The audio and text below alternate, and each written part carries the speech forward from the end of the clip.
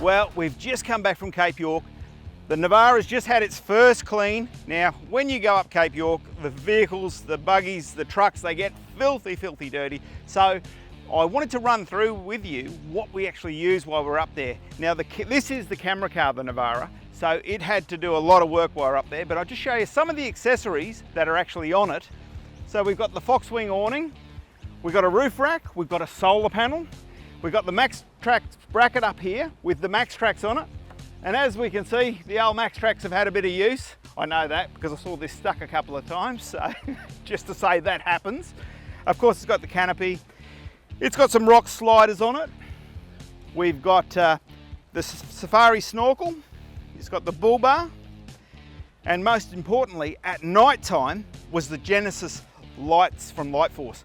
How good were they? Now, we actually doubled them up because we thought we might not have enough light, but we had absolutely plenty of it. Now, paired up with that, we've got the Sherpa Winch. Now, that's a 17,000 pound winch. So that done a fair bit of work up there.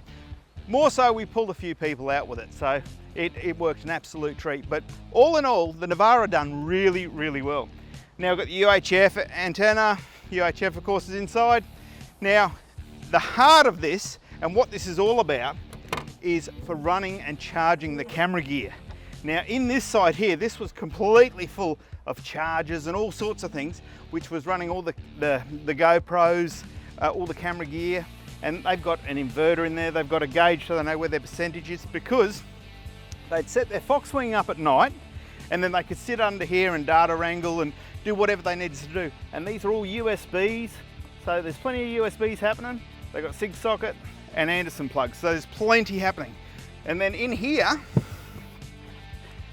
I thought this was pretty cool actually. It's full of GoPros, so they've got a stack of them inside there, so they sort of thought it out pretty well. But the fellow that's behind a lot of this on building it is just around the other side. Now, this is Vince from Solar and Sat. Now, he's decked it right out for us. So Vince, can you tell us what it's got in it? Yeah, sure thing, Jamie. We've tried to look after the camera guys a little bit with this system. Basically, we've cut all of these boards out. We've covered them with carpet to try and keep everything nice and neat in here. So I'll just pull that panel up and out and show you the power system underneath that we've put in there. So like I said, nice and easy out of the road. The boys can still put everything on top. We've got the 150 amp hour slimline lithium battery that can give up to 200 amps.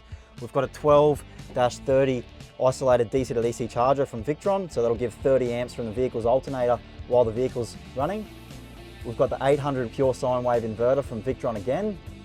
And basically we've wired it all up to a few fuses, breakers. That then goes to all of the charging station on the other side. So that's where we've put all those. We've put 12 USBs, we've put Anderson plugs, SIG sockets. That's where the inverter runs to a power board. So obviously the guys are going to be charging their batteries, using their laptops, charging their drone batteries and everything. So we've tried to make it as easy as possible for them while they're on the road traveling around, just one less thing to worry about. We've wired everything to a fuse block, to all your switches for your lights. They can change in between amber and normal.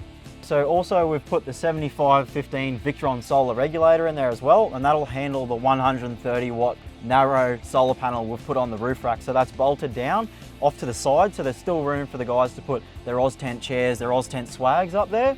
Like I said, plenty of room in the back. Expedition box, guys will throw their drones, etc. in there, and then also the Evakool fridge at the back, which is running off the same system. So very compact and very neat and tidy. So for more information on some of the cool builds we do, check out the Exploring Off the Grid YouTube channel.